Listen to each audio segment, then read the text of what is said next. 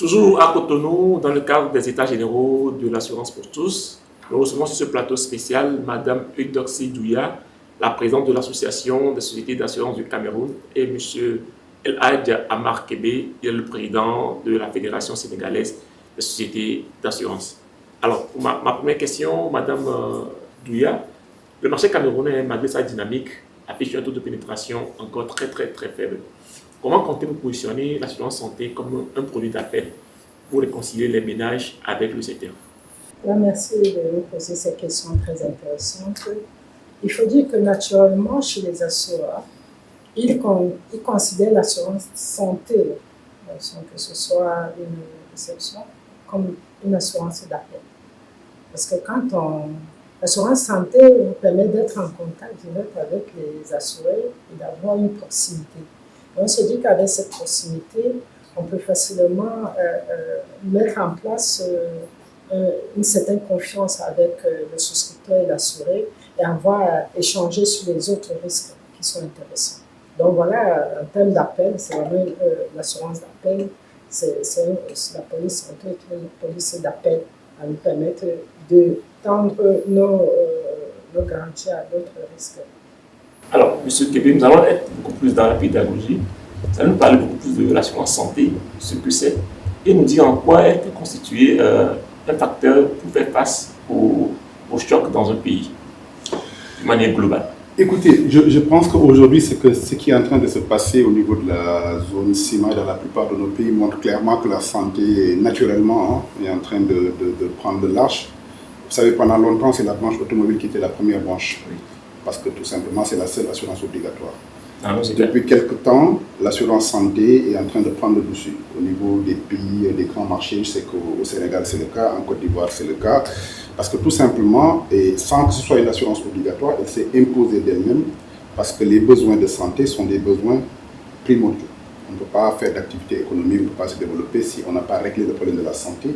Et comme dans la plupart de nos pays, quasiment, nous n'avons pas de couverture sociale, en tout cas de couverture sociale fiable, les gens sont obligés d'aller vers l'assurance privée, donc vers la compagnie d'assurance. Et donc c'est ça qui a fait que de plus en plus l'assurance santé est en train de prendre le dessus jusqu'à devenir la première branche. Donc avant même d'être une branche d'appel, aujourd'hui elle s'impose comme une branche majeure parce que du fait de la nécessité et du besoin des populations. Maintenant effectivement c'est un besoin, pourquoi c'est un produit d'appel? Parce que quand même c'est une branche un peu dangereuse. Tout le monde sait que c'est une branche qui a une croissance au niveau du chiffre d'affaires qui est proportionnelle à la sinistralité. C'est pourquoi c'est une branche un peu dangereuse quand même en termes de rentabilité. Mais derrière, c'est une branche d'appel parce que vous pouvez capter les autres branches pour pouvoir un petit peu équilibrer le portefeuille du client en termes de rentabilité. Alors, on sait qu'au Sénégal, il y a ce qu'on appelle la couverture maladie universelle. Comment est-ce que vos compagnies d'assurance peuvent-elles aider l'État dans ses initiatives publiques pour renforcer cette assurance santé au sein des populations? Nous sortons d'un atelier où on avait effectivement un représentant d'ailleurs de cette agence qui a été invité lors de l'atelier, présidé par ma sœur qui a fait un travail remarquable. Et effectivement, aujourd'hui, nous allons vers un partenariat public-privé. Parce qu'effectivement, nos États de plus en plus, pour des raisons politiques, mettent en place des agences. Mais il faut à la vérité dire que ces agences-là ne parviennent pas, en tout cas, à avoir le niveau de satisfaction réel. Parce que nous sommes tous dans des pays où la contribution de l'État a ses limites, ça il faut le dire. Et derrière, pour moi, un système privé est inéluctable. Il y a nécessairement les assureurs qui doivent venir en appoint pour pouvoir avoir une couverture totale. C'est la raison pour laquelle moi je trouve qu'il y a une fenêtre que les gens peuvent utiliser. L'État peut jouer son rôle à travers ces agences, mais ces agences auront naturellement des limites compte tenu de la réalité économique, financière de notre pays. Et derrière, les assureurs pourront pleinement jouer leur rôle pour pouvoir exploiter toutes ces niches qui n'ont pas pu être prises en charge par ces agences-là. C'est pourquoi je dis que chacun a son rôle à jouer et chacun peut trouver une niche dans le cadre de cette couverture. Alors, Madame Douya, je me retourne vers vous. Face aux dépenses de santé qui font basculer les familles entières du secteur, formelles tant qu'informelles, dans la précarité, quelle offre spécifique les compagnies camerounaises déploient-elles pour proposer des garanties lisibles, abordables et sans surprise aux populations? Mais voilà, c'est un projet, c'est vraiment un projet fondamental de mon mandat. C'est le premier projet, j'ai eu à le dire devant mon ministre des Finances, qui est le ministre de tutelle. Donc, c'est le premier projet que nous devons soutenir dans le cadre de ce mandat, qui a pris effet en novembre 2025. Voilà, c'est de la digitalisation automobile. ça pour le moment, c'est la digitalisation automobile qui va nous permettre d'assainir ce marché, parce que le marché automobile est le marché qui fait l'objet de beaucoup de problématiques. Sur tous les marchés, ce n'est pas seulement le marché camerounais. Et donc, pour nous, c'est important de faire une digitalisation, cette digitalisation de l'attestation et tout. Mais la suite de cette digitalisation, on ne veut pas rester simplement sur l'automobile, on va effectivement aller sur la santé. Parce qu'à côté de l'automobile, il y a, comme l'a dit le président, il y a le volet santé qui est aussi un produit qui fait l'objet de beaucoup de situations avec des sinistralités très élevées, effectivement des belles primes, mais aussi des grosses sinistralités. Et nos marchés souffrent de cela. Donc, nous commençons par l'automobile. Si on assainit l'automobile, il y a beaucoup de fraudes, on a beaucoup de non-assurances. Et puis, si on réussit avec ça, et je pense que ça va aller, on va réussir, puisqu'on doit le lancer le mois prochain. Puis après, dans cette plateforme, on va introduire la santé, parce que ça fait partie des risques que nos marchés souffrent du fait qu'il y a beaucoup de problématiques. Alors, je vais rester avec vous. On sait tous que les dépenses liées à la santé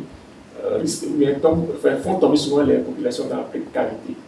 Les compagnies d'assurance du Cameroun, quels sont les produits qu'ils proposent un ou deux pour combler ce vide, pour faire de l'assurance un dernier rempart face aux populations? Aux populations vulnérables. Oui, voilà. Mais voilà. Ce que vous proposez aux populations sur ce côté-là. Et voilà, nous avons sur le marché des compagnies d'assurance non-vie, ce sont eux qui font l'assurance santé. Nous n'avons pas encore de compagnies d'assurance spécialisées en micro-assurance. Mais il faut dire que ces compagnies d'assurance non-vie ont des extensions de garantie à la micro-assurance. Donc, plusieurs compagnies pratiquent déjà de la micro-assurance sur le marché et en proposant des produits qui sont effectivement réservés à celles. Et comme on l'a dit tantôt pendant notre atelier qui est effectivement basé dessus, ça veut dire qu'on part sur la base des couvertures proposées par la tutelle par l'État, voilà, qui sont ce que nous appelons également les couvertures maladie universelles. Et puis nous agissons comme des complémentaires que nous apportons pour ce qui concerne ces risques réservés aux personnes vulnérables. Donc, et ça veut dire quoi? Ça veut dire que nous partons sur ce que l'État propose déjà et on vient avec nos produits qui sont avec des primes acceptables dans des cadres bien précis. Et puis après, il faut associer à cela, comme c'est des masses que nous devions pouvoir joindre dans le cadre de ces produits-là, on va associer les communautés rurales, nous associons à ça, la digitalisation dans la gestion, et puis même nos différentes structures de tutelle sociale, dont les CNPS, comme on appelle également et tout. Donc nous, on estime que c'est tout ce package-là que nous devons porter pour réussir à présenter des produits viables pour ces personnes vulnérables. Alors, nous rappelons que nous sommes à Cotonou dans le cadre des stages généraux pour l'assurance pour tous et il sera adopté à la fin des travaux un pacte panafricain de l'assurance inclusive. Alors, M. Kébé, que pensez-vous de cette initiative d'abord? Et ensuite, quelle doit être selon vous la priorité de ce pacte? Écoutez, moi je pense que c'est une belle initiative qu'il faut saluer parce que tout simplement la FANAF aujourd'hui a posé un acte très fort vis-à-vis de nos populations. Parce qu'en réalité, ce que nous voulons faire ici, ça s'adresse à la majorité de nos populations. Moi, j'ai été surpris de voir que dans le traité fondateur de la CIMA, dans le préambule, il y a quelque part où il est dit que la CIMA est là pour protéger nos populations. Quand on protège nos populations, ça se fait naturellement via l'assurance classique, mais l'assurance classique ne concerne qu'une infime partie. Aujourd'hui, quand les offres de santé que nous mettons en place pour la couverture, disons, classique dans le cadre de l'assurance privée, ça concerne mais véritablement une infime partie de nos populations parce que ce sont ces populations-là qui vont se permettre ces niveaux de primes. Mais la grande majorité des populations qu'on appelle populations vulnérables, populations informées, quel que soit le terme, ce sont des gens qui sont laissés en rade par le système actuel.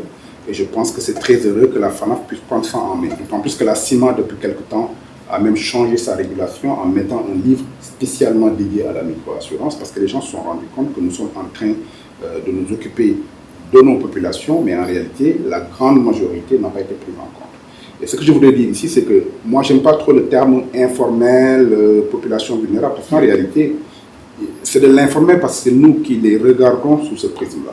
Mais ce sont des populations qui sont très bien organisées, qui ont leur système financier, comme vous voyez ce que les femmes réussissent à faire dans le cadre de leur coopérative, dans le cadre des GIE, les levées de fonds qui sont effectuées par toutes ces populations-là, qui ont un système financier qu'elles maîtrisent, qui ne correspond pas peut-être nous à notre système financier classique que nous héritons un petit peu de l'Occident, mais ce sont des populations qui jusque-là s'organisent, se retrouvent dans leur système. Donc c'est à nous, assureurs, si nous voulons attaquer cette niche-là, d'aller vers elles, de les comprendre, de construire avec elles ces produits-là et de nous adapter à elles, mais pas le contraire. Et donc c'est heureux que ce genre d'événement-là, je pense que c'est un premier pas très important posé par la FANAP et nous attendons de voir ce pacte qui va nous permettre de poser, de jeter les bases pour pouvoir un petit peu avoir une assurance pour tous, comme c'est dit, parce que nous ne devons laisser personne en rade. Alors, Madame Douya, la même question, votre impression sur cette initiative, et ensuite, qu'est-ce qui doit être selon vous la qualité de ce pacte qui est attendu? Mais voilà, merci déjà. La FANAP a attaqué un point tellement important pour le marché africain parce que nous sommes tous ravis. Moi, je ne fais pas particulièrement de la microassurance, mais j'ai été très engagée, très contente, ravie de ce qu'on me demande de présider un atelier sur la microassurance. Et je trouve que ce pacte africain qui concerne la microassurance, qui fait partie des premiers projets de la FANAP, du nouveau bureau de la FANAP, parce qu'il faut dire que c'est un nouveau mandat, porte sur un sujet aussi important que celui-là. Parce que la population africaine est à 80% constituée de personnes qui ne bénéficient pas des couvertures habituelles que nous proposons à nos assurés. Donc pour nous, moi je pense que la FANAP a touché un point très très important, très essentiel et tout. Et je suis sûre que ce qu'il déclenche là va nous amener dans tous les marchés, parce que la FANAP c'est la fédération de toutes les compagnies de droit national. Et je suis consciente qu'ils vont pouvoir pousser les marchés qui ne sont pas encore très très avancés dans ces problématiques d'y aller. Et c'est ça le pacte panafricain.